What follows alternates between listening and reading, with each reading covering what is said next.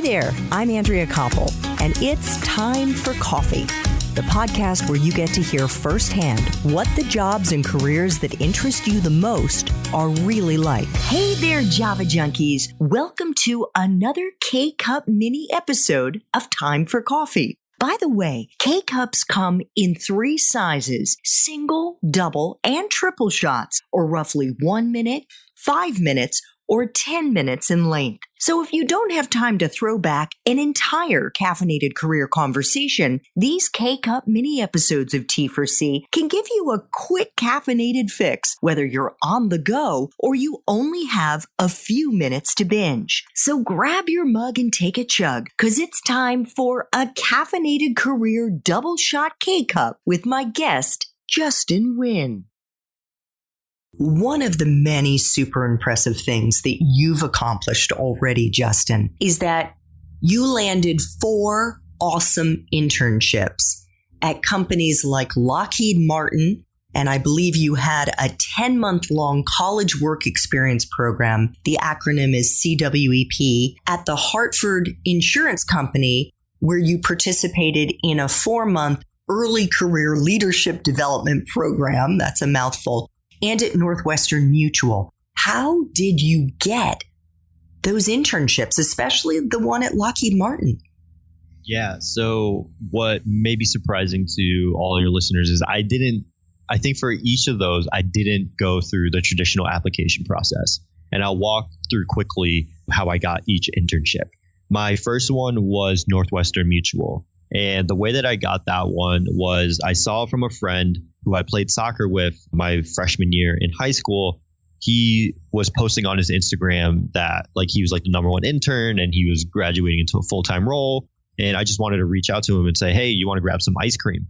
And let's talk about what you're doing right now. And that's a quick little hack, a little cheat code for anyone listening, is instead of asking for coffee, instead of asking for lunch or dinner, ask for ice cream, because unless they're lactose intolerant, almost no one says no to getting ice cream. So that's what we did. We grabbed some ice cream, and then one thing led to another. I was explaining to him how I was trying to apply to 50 plus internships, wouldn't even get a call back.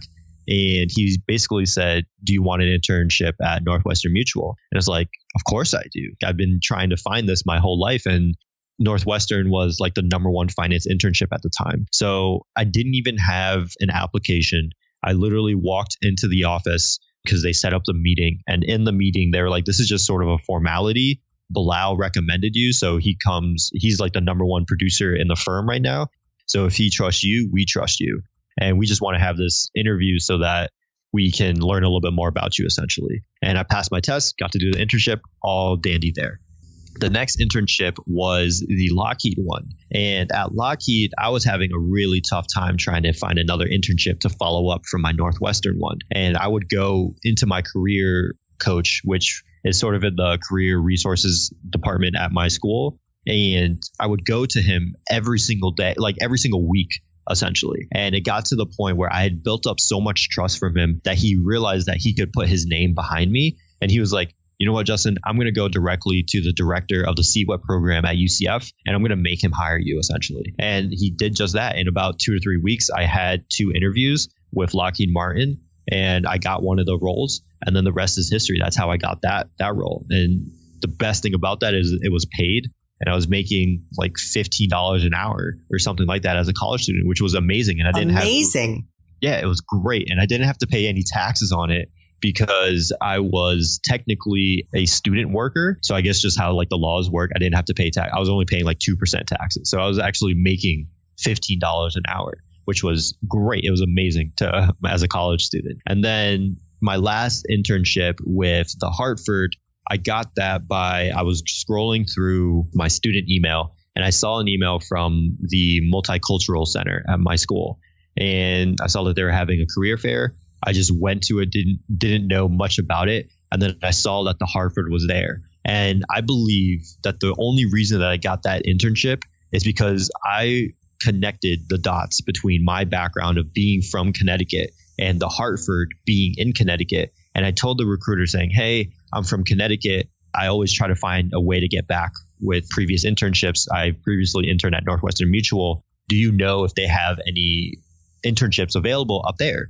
And what ended up happening was I talked to this recruiter maybe in December. And typically by December, all of these internships are filled.